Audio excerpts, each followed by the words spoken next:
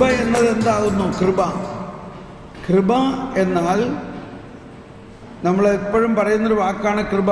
വിശുദ്ധ കുർബാന ആരംഭിക്കുമ്പോൾ തന്നെ യേശുക്രിസ്തുവിൻ്റെ കൃപയും പിതാവായ ദൈവത്തിൻ്റെ സ്നേഹവും പരിശുദ്ധാത്മാവിൻ്റെ സംസർഗവും നിങ്ങളെല്ലാവരോടും കൂടെ. എന്താണ് ഈ കൃപ? ആരെങ്കിലും ഒന്ന് പറയാമോ?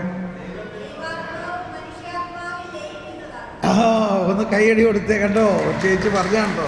Praise the Lord. അതായത് ദൈവിക ജീവൻ മാനുഷികതയിൽ ലയിക്കുന്നതിനെ കൃപയെന്ന് പറയുന്നു. ഒന്ന് കരം ഉയർത്തിയേ. വലത് കരം ദൈവികത, ഇടത് കരം മാനുഷികത. ഈ ദൈവികത മാനുഷികതയിൽ ലയിക്കുന്നതിനെ കൃപയെന്ന് പറയുന്നു. അതാണ് നമ്മുടെ ക്രിസ്തീയതയുടെ അടിസ്ഥാനം.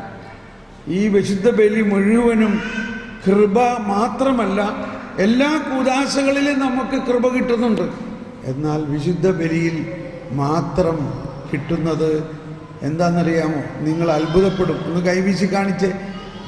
ഇവിടെ നമുക്ക് കിട്ടുന്നത് കൃപ മാത്രമല്ല, കൃപയുടെ ദാതാവിനെ കൂടി നമുക്ക് കിട്ടുകയാണ്. കൃപയുടെ ദാതാവായ കർത്താവ് മിശിഹായെ നമുക്ക് കിട്ടുകയാണ്.